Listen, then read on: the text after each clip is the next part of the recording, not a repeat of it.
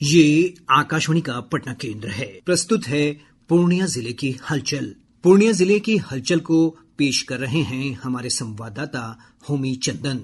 पूर्णिया जिले के कई हिस्सों में बाढ़ की स्थिति बनी हुई है। जिले के बायसी अनुमंडल में बाढ़ के कारण लोगों को काफी परेशानी हो रही है। जिले के बायसी के अलावा बैसा और अमौर प्रखंड के कई गांवों में महानंदा, कनकई, बकरा, परमान सहित छोटी बड़ी नदियों के बाढ़ का पानी फैला हुआ है। नदियों के किनारे बसे गाँवों में बाढ़ और कटाव से लोगों को अपने घरों को छोड़कर सुरक्षित स्थानों पर पलायन करने को मजबूर होना पड़ा है। विस्थापित लोगों को खाने, पीने, रहने और अपने पशुओं की देखभाल करने के लिए खासी दिक्कतों का सामना करना पड़ रहा है। हालांकि जिला प्रशासन की ओर से बाढ़ पूर्व नदियों के कटाव विरोधी कार्य किए गए। प्रशासन ने कई स्थानों पर बाढ़ पीड़ितों के लिए आश्रय स्थल बनाए हैं। रुपौली विधानसभा उपचुनाव में मतगणना के बाद राजनीतिक हलचल समाप्त हो गई। उपचुनाव में निर्दलीय प्रत्याशी शंकर सिंह ने जीत दर्ज की। उन्होंने जनता दल यूनाइटेड के कलाधर प्रसाद मंडल को पराजित किया। वही 2020 में रुपौली की विधायक निर्वाचित बीमा भारती तीसरे स्थान पर रहे।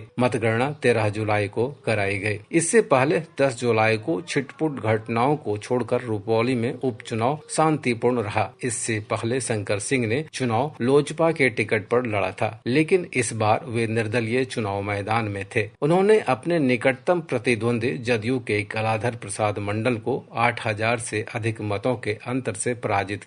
जिलाधिकारी कुंदन कुमार ने स्वैच्छिक सेवानिवृत्ति के लिए प्राप्त आवेदन के आधार पर 42 चौकीदारों और दफादारों को सेवानिवृत्ति की स्वीकृति दी है। जिला पदाधिकारी कुंदन कुमार ने बच्चों में खेलों के प्रति बढ़ावा देने की अपील की है। उन्होंने कहा कि बचपन में खेलों को बढ़ावा मिलने से जीवन में अनुशासन बढ़ता है। श्री कुमार ने यह बात विश्व शतरंज दिवस के मौके पर आयोजित जिला स्तरीय शतरंज प्रतियोगिता में भाग ले रहे खिलाड़ियों को प्रोत्साहित करते हुए कही।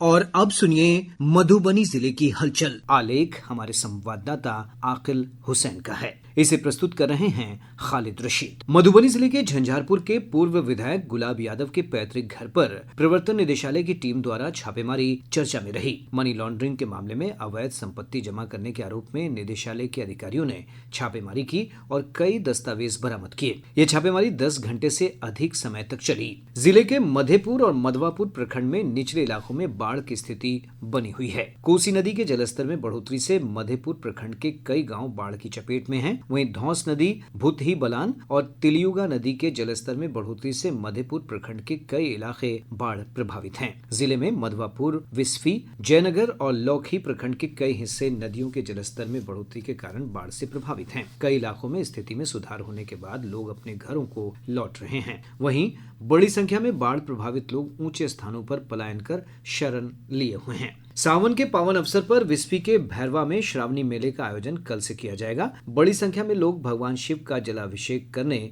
यहां पहुंचते हैं। इधर 13 जुलाई को मधुबनी व्यवहार न्यायालय और बेनीपट्टी अनुमंडल न्यायालय में राष्ट्रीय लोक अदालत का आयोजन किया गया। लोक अदालत का शुभारंभ जिला जज अनामिका टी ने किया।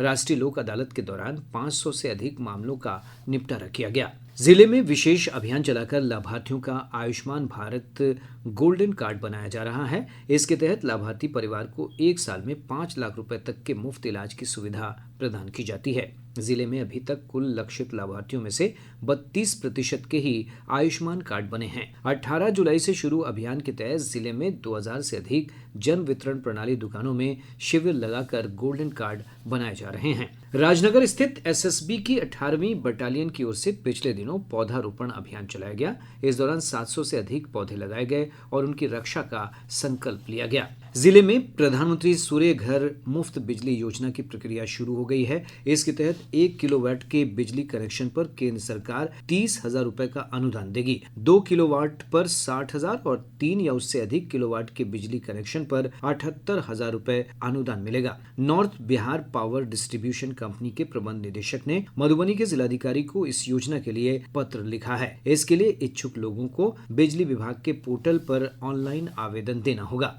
अभी आप सुन रहे थे पूर्णिया जिले की हलचल और मधुबनी जिले की हलचल। पूर्णिया जिले की हलचल को पेश कर रहे थे हमारे संवाददाता होमी चंदन। जबकि मधुबनी जिले की हलचल को प्रस्तुत कर रहे थे खालिद रशीद। आलेख हमारे संवाददाता आकिल हुसैन का था।